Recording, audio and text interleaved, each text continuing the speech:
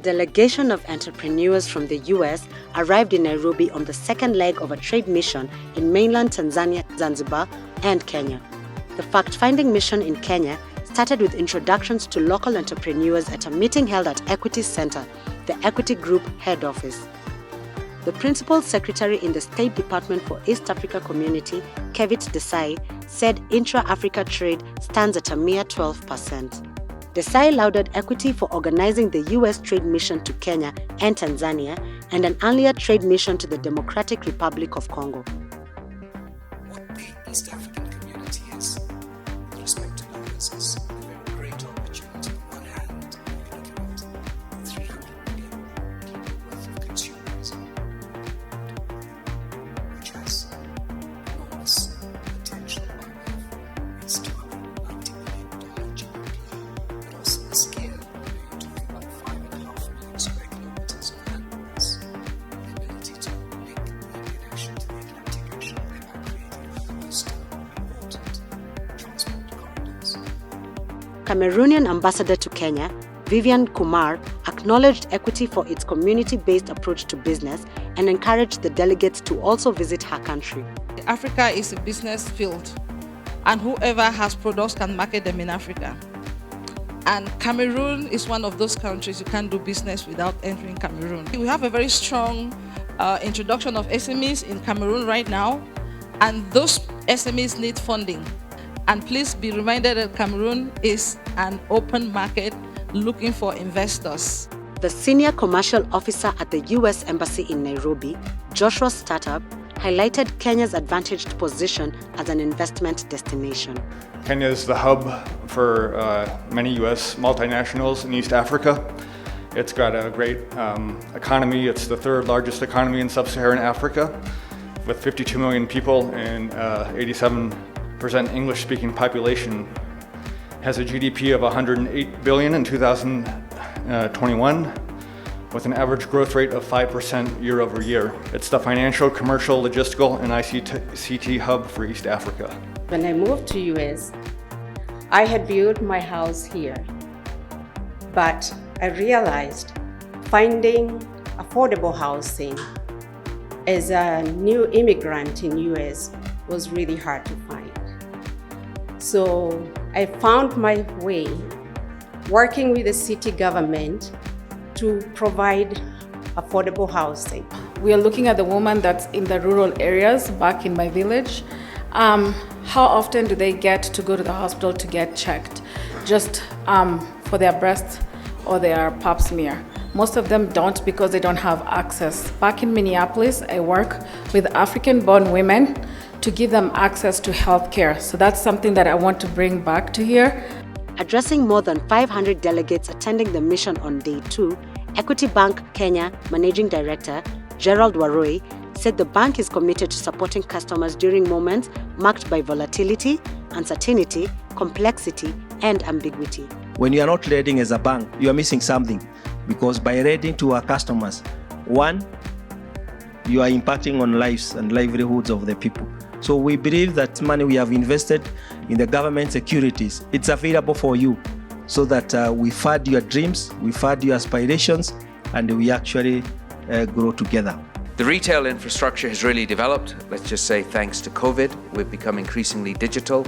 Anyone who's looking to sell their products in this region can do it, and you can reach all corners of the country and all corners of the region. The entrepreneurs attended plenary sessions, panel discussions, and business interactions on one-on-one engagements. With Equity Bank, we are working with their subsidiaries in Uganda, DRC, Tanzania, I think South Sudan. What we envision with this partnership is where we can allow people in the rural areas, in the different markets, and especially DRC, to be able to supply them with solar home systems that can allow them to have access to energy and be able to actually charge their phones. Kenya is already a tourist destination for patients for 14 African countries. So yes, many Kenyans, many Nigerians, many Ghanaians, many Tanzanians are going towards India, but that is really the high specialized ones. There are many Africans, 14 countries, that are already heading to Kenya. The consumer must be able to still afford nutritious food, and how do we make sure that we can be able to do that? So it's also investment in our post-harvest loss management, making sure that we have cold chain, especially in our more perishable goods, and not just for the large producers, also for small scale. In this country, as much as education is a government-run affair, the private schools have taken a center stage. For example, here in Nairobi, I want to say that we have more private schools than the government schools in certain areas, especially even in the primary education. So what we do is core and complement the education that the government gives instead of trying to compete with the government. The mission included visits to selected institutions in Nairobi and Naivasha. The delegates visited Equity Afya Kangemi Medical Center before heading to Kenya Railways, where they took a ride on the Nairobi commuter rail train to Embakasi village and back. Kenya Railways and the Nairobi commuter service can actually be like a pilot project where we work with those investors to unlock the potential of commuting in an urban center like Nairobi.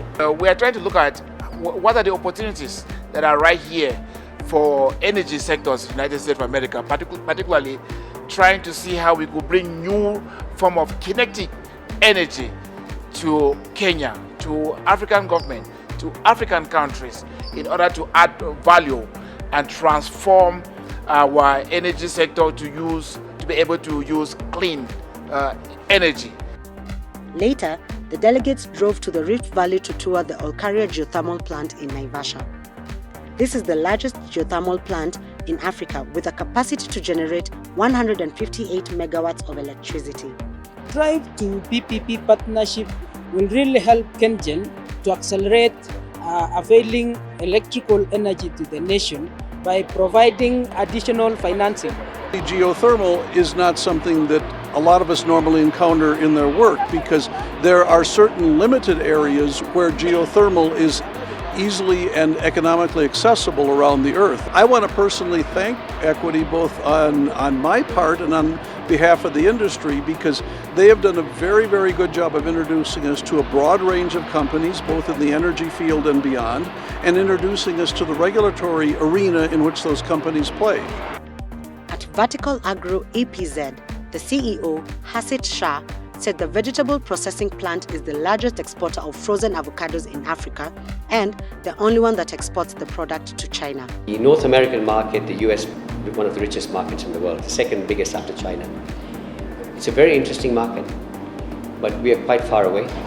So initially we're looking for investors to come in to understand what we do and then to see how we can identify what market opportunities there are for us to sell into the US, what products they need, and then scale that up from here and then deliver into the US in the years to come.